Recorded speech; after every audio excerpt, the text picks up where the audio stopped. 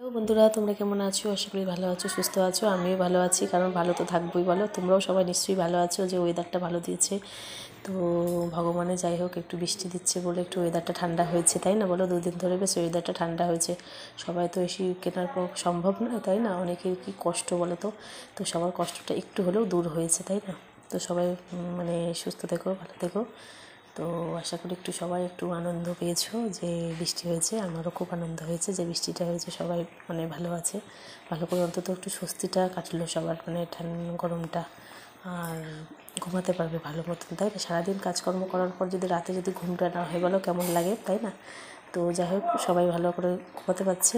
এরকম যেন রাতের দিকে একটু বৃষ্টি বৃষ্টি হলে পরে সারাদিনটা যেরকম কাটুক, তাই না? সারাদিনটা কাজকর্ম করা হয়, কিন্তু রাতটা সবাই শুতে গেলে যদি একটু স্বস্তিটা পাওয়া যায়, সবাই একটু আরামে একটু শুতে পারবে, শান্তির ঘুম ঘুমাতে পারবে। যাই হোক, প্রতিদিন যেন এখন কদিন ধরে বৃষ্টি হয়। তো চলো, কি রান্না করছি তোমাদের সাথে শেয়ার করি। তো আজকে করছি, তো কদিন ধরে 2-3 দিন আগে পটল করেছিলাম, আদা জিরে দিয়ে সিম্পল মানে করেছিলাম। বাবা খাবে, আজকে বাবা করলো পটল, আমি খাবো না, চিংড়ি মাছ যেহেতু দিয়েছি। তো আজকে পটল চিংড়ি করছি। এই দেখো কষানো হয়েছে। তো চিংড়ি মাছ তোমাদের দেখাচ্ছি, ছোটো ছোটো সাইজ, বেশি বড় না, বেশি বড় না, ছোটো ছোটো সাইজ একদম। তো এই চিংড়ি মাছের হচ্ছে টেস্ট আছে ভালো। আর আমার বুঝতেই পারছো গলা দেখে, আর নাক টেনেই যাচ্ছে আমার, এখনও ঠান্ডা কমেনি। কবে সেই ঠান্ডা লেগেছে, এখনও কমেনি। তো এই দেখো, তো কাঁচা লঙ্কা দিয়ে করছি একটু, শুধু জাস্ট অল্প কালারটা হওয়ার জন্য কাশ্মীরি লঙ্কাগুলো দিয়েছি, মানে সাদা সাদা ভাব থাকে, কেমন লাগে, তাই না?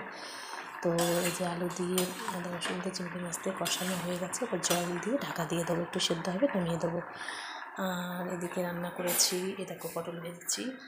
তো আমার ছেলে মেয়ে বিশেষ করে মেয়ে খুব পটল ভাজা ভালোবাসে, ওই জন্য মেয়ের জন্য পটল ভেজেছি। ডাল করেছি, এ দেখো পাতলা ডাল করেছি।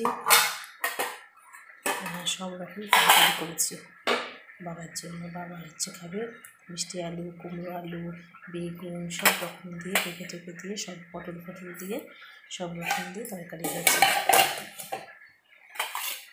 এটা হচ্ছে বাবার জন্য, বাবা খাবে বলেছে।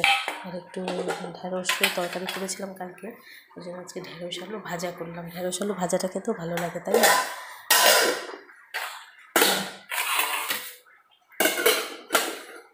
এই যে ঢ্যাঁড়স আলু ভাজা, পটল ভাজা, ডাল, পটল আলু চিংড়ি দিয়ে পটল আলুর তরকারি, এই আজকে রান্না হচ্ছে। উচ্ছে আলু ভাতে দেবো।